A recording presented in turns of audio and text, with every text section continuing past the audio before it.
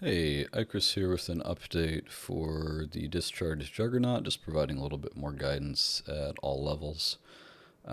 So what I did is I didn't put it in the skills, but I put in the notes exactly what I would say you should get in each act. So early levels, I'm recommending just taking Ground Slam and then the gems you need for that. I say what you need in Act 2, what you want to pick up and put down in Act 3 and Act 4. Act 3 is the big switch when you're going over to Discharge. And then another note that I put in, and this I found was when I was recording some of the gameplay footage. I hadn't noticed this when I played it in Gauntlet, and I think it's because they just all have more health, so Righteous Fire wasn't doing it for me there. But here I found that Righteous Fire was stealing kills. I needed it to not be killing creatures because I need those creatures to die to my discharge stun, so I get more charges. So I ended up feeling like you should have Righteous Fire off for the map and then just turn it on for the boss for that extra DPS, and I think that works well. Alternatively, you can leave it on all the time and play more like Righteous Fire playstyle and use Discharge more tactically, but I prefer the big explosions, so my recommendation is just have it off until you get to the boss, and I think that works pretty well. Um, Another thing that I've added since the last time is another way to self-harm to get the charges. So I have Bone Shatter, which damages on hit, and Ancestral Call to give you just more range to do it on. Um, and I'd thought of this, but I didn't really want to go for it because I hadn't thought of Ancestral Call, and I was thinking, your accuracy is going to be terrible. Why would you ever want to do that? But I do think it's useful in a specific situation. So I think between the first ascendancy and the second ascendancy, so before you're getting the endurance charges on stun, there's a little gap of time, and I've usually filled this with like gear that has endurance charge on kill, like those low level gloves, locktail or whatever they're called. But I think this is just a really solid solution. So you're going to take 1 point to get a Resolute Technique, so you can't miss, and then put on Bone Shatter. And if you're having any trouble getting charges, that should solve it. I added some trees. They pretty much just follow the same path. The only respec I have in any of the trees, I think, is that I put on Born to Fight just on the first tree when you're coming up there. Take that off. You'll get, just in the quests in the game, you'll get enough regrets to respec that without having to get the Orbs of Regret, which I don't like to have to do. And then each tree I show another node on here. Now in 70 you might actually have 3, but I just put in sequence 1, 2, 1, 2, get the movement speed, and then finally come up to the main one and get the extra defense. If it makes you more comfortable to get this earlier, you can. The only one you absolutely need to get first is Unflinching, because that's what fuels the whole build. There was a little error in my first POB, which was that Discharge cost 124 mana, and the first one I see 133 now, so I must have switched something. But anyway, I only had 120 mana, so that was a mistake. I rebuilt the level 93 to make sure we'd gotten at least a 1 efficiency node to make sure that we're still okay there. So that's a small change. I took off 1 of this, so that's what changed there.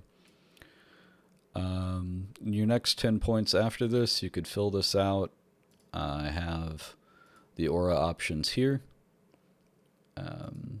And then I cut 1 link from Righteous Fire. It didn't do much damage to her.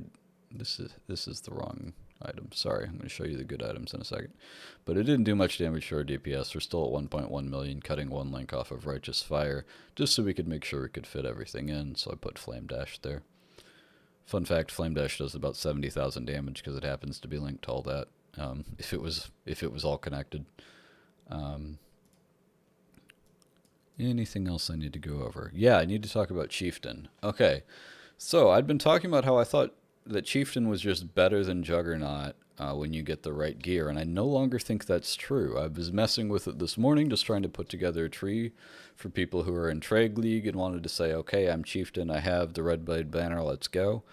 The numbers weren't as good as Juggernaut, so I didn't end up even publishing it. I'm not doing anything with it. I don't think it's very good. I have it saved on my computer as bad Chieftain Discharge because the second wind support that used to make Enduring Cry's cooldown go fast enough was providing a lot of help that I can't replicate efficiently. So like I put on the flow untethered. I put on a whole bunch of stuff. I was taking these nodes, I was taking these nodes, I was taking these nodes, and by the time I got the cooldown recovery on Enduring Cry fast enough to fuel, it was doing less damage than Juggernaut, and it was less tanky. So I'm just going to recommend Juggernaut. I don't have a Chieftain recommendation for this build.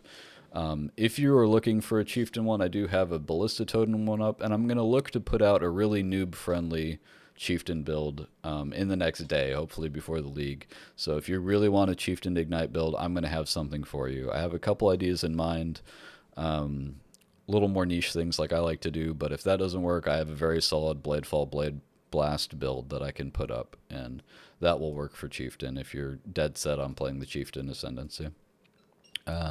Last thing to note is I cleaned this all up. I had actually built this thing off of what was like an Earthquake Ignite build originally, so there were all these items that were random melee things. This is all cleaned up now. These are the items that I presented in the first video, and then I have a set of very good items, so you can see some more aspirational things. So like a +5, like this is not a staff that you're gonna. This is going to be a staff that would be difficult to get in Trade League unless you've been getting a lot of currency. But just to show you what some really good mods are, like dual influenced helmet, dual influenced amulet with, +1/+1 to skill gems and damage over time stuff. One thing to note, I think Death's Door is still best in slot. I made some really good hunter boots. These treads here with the damage over time and all that. Death's Door is still better because it gives you an endurance charge. So if you can pick that up, that is what I recommend. I think it's the best one you can have. One last thing to note on boots, and this is generally true, not just for very good items.